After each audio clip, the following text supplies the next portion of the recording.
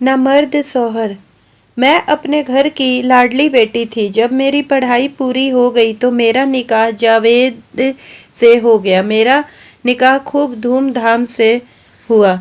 जावेद के पिता का कपड़े का कारोबार था। उनकी खुद की दुकान थी। घर में जमीन जायदाद सब कुछ था। मैं ब्याह कराई तो पहली रात ही मुझे अपने मर्द की असलियत का पता चल गया। बादल गरजे जरूर पर ठीक से बरस नहीं पाए और जमीन पानी की बूंदों के लिए तरसती रह गई। वलीमा के बाद मैं ससुराल दिल में मायूसी का दर्द लेकर लौटी। खानदानी घर की पढ़ी लिखी लड़की होने के बावजूद सीधी साधी मुझको एक ऐसे आदमी को सौंप दिया गया जो सिर्फ चारा पानी का इंतजाम तो करता पर मेरा इस्तेमाल नहीं कर पाता था।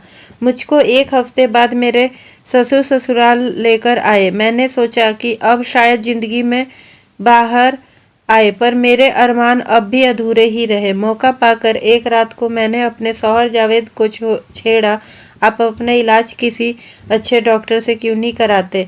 तुम चुपचाप सो जाओ, बहस ना करो, समझी? जावेद ने कहा। मैं चुपचाप दूसरी तरफ मुंह करके अपने अरमानों को दबा कर सो गई। समय बीतता गया। ससुराल से मौके आने जाने का काम चलता रहा। इस बात को हम दोनों समझ रहे थे, पर कहते किसी से कुछ नहीं थे। दोनों परिवार हमें देख देख कर खुश होते कि हमारे बीच आज तक तू मैं नहीं हुई है। इसी बीच एक ऐसी घटना घटी जिसने मेरी जिंदगी बदल दी। मस्जिद में एक मौलाना आकर रुके। उनकी बातचीत से मेरे ससुर को ऐसा नशा छाया कि वे उनके मुरीद हो गए। झाड़ फूंक कर ताबीज देखकर मौलाना ने तमाम लोगों का मन जीत लिया था। वे मेरे घर एक कमरे में रहने लगे। बेटी, तुम्हारी शादी के 2 साल हो गए, पर मुझे दादा बनने का सुख नहीं मिला। कहो तो मौलाना से ताबीज बनवा दूं ताकि इस घर को एक औलाद मिल जाए।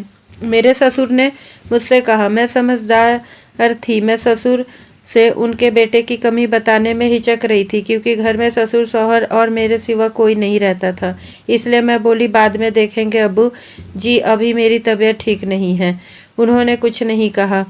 मेरे घर में रहते मौलाना को 2 महीने बीत गए, पर उन्होंने मुझको देखा तक नहीं था। उनके लिए सुबह शाम का खाना खुद मेरे ससुर लाते थे। दिन भर मौलाना मस्जिद में इबादत करते। झाड़ फूंक के लिए आने वालों को लेकर वे घर आते जो मस्जिद से करीब थे।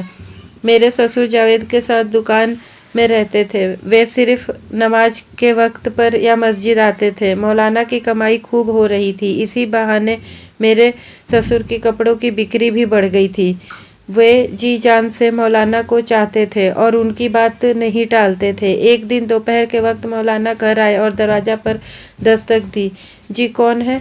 मैंने अंदर से ही पूछा। मैं मौलाना, पानी चाहिए। जी, अभी लाई। मैं पानी लेकर जैसे ही दरवाजा खोलकर बाहर निकली, मेरा जवाब हुस्न को देखकर मौलाना के होश उड़ गए।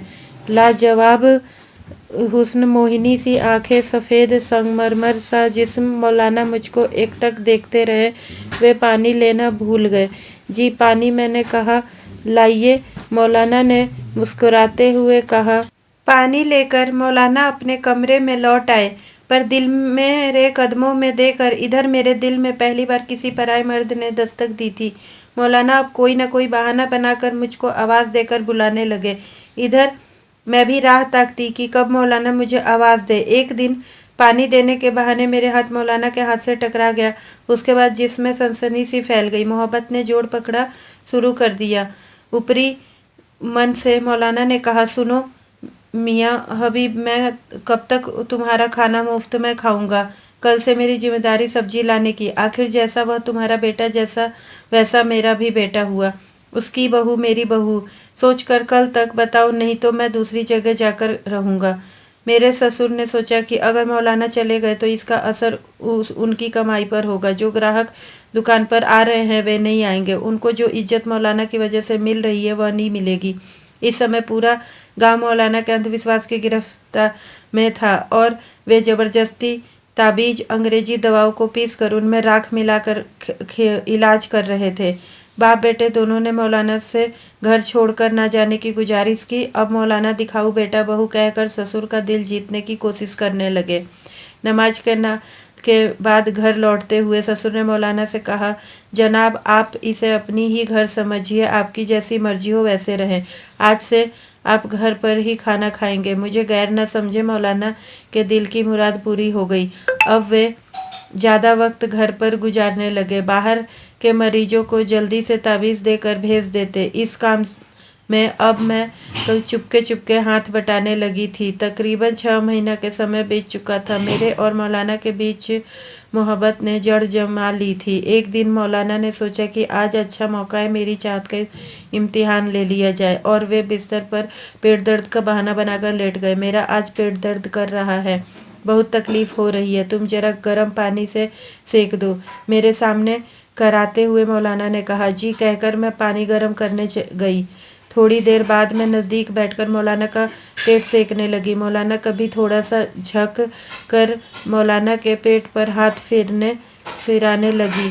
तभी मौलाना ने जोश में मेरा चुंबन लेकर अपने पास लेटा लिया। मौलाना के हाथ अब मेरे नाजुक जिस्म के उस हिस्सों को सहला रहे थे जहाँ पर इंसान अपना सब कुछ भूल जाता है।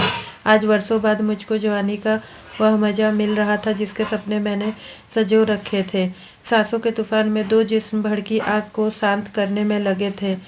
जब तूफान शांत हुआ तो मैं उठकर अपने कमरे में पहुंच गई। अब मुझे यकीन है कि मौलाना के ताबीज़ से ज़रूर कामयाबी मिलेगी। मैंने अपने ससुर से कहा, हाँ बेटी मुझे भी यकीन है। अब मेरे ससुर काफ़ी मालदार हो गए थे। दिन काफ़ी हंसी खुशी गुजर रहे थे।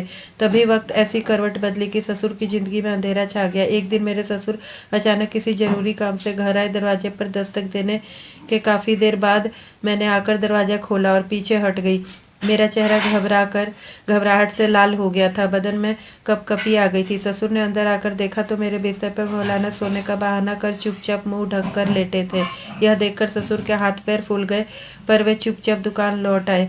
अब क्या होगा, मुझे डर लग रहा है, कहते हुए मौलाना के सीने से लिपट गई। कुछ नहीं होगा, हम आज ही रात में घर छोड़कर नई दुनिया बसाने निकल जाएंगे। मैं शहर से गाड़ी का इंतजाम करके आता हूँ, तुम तैयार हो ना? मैं तैयार हूँ, जैसा आप मुनासिब समझे। मौलाना चुपचाप शहर चले गए। मौलाना को ना पाकर ससुर ने समझ कि उनके डर की वजह से वह भाग गया। बाद में जावेद ने बताया, अबू सलमा भी घर पर नहीं है। मैंने तमाम जगह खोज लिया पर कहीं उसका पता नहीं है।